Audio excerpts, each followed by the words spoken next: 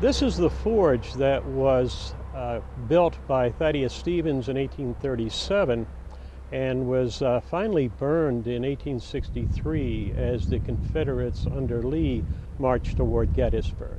Thaddeus Stevens was one of the most hated people in the South. He despised the slave-owning, arrogant aristocracy in the South, and it intended to crush it. Thaddeus Stevens is probably one of the most important unknown figures in our history. He spearheaded the impeachment of Andrew Johnson.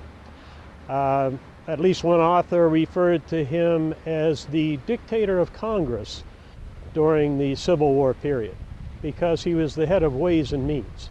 Stevens practiced law in Gettysburg from 1816 to 1842 when he moved to Lancaster, where he felt his chances would be better.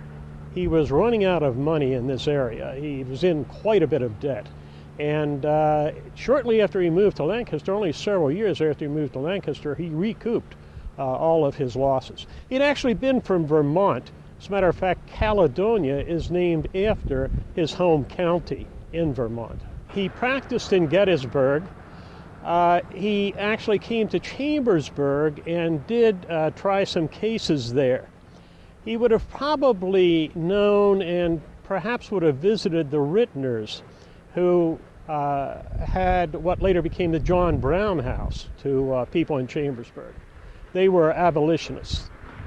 This area was all part of the Underground Railroad. In Franklin County, in the western part of Franklin County, there was an Underground Railroad around Mercersburg, and in this part of the county, the Underground Railroad was very strong.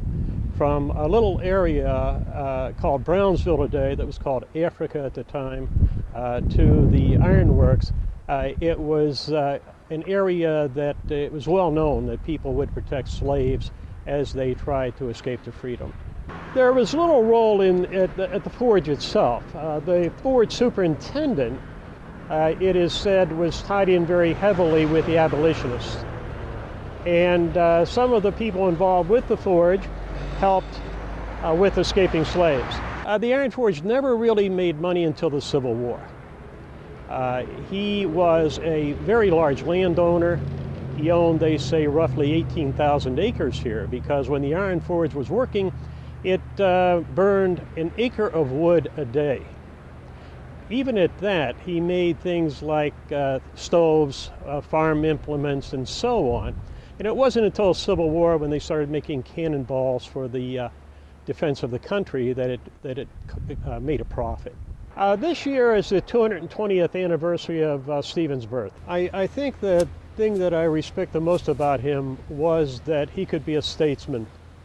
He could rise above being a politician, especially when his deep beliefs were challenged.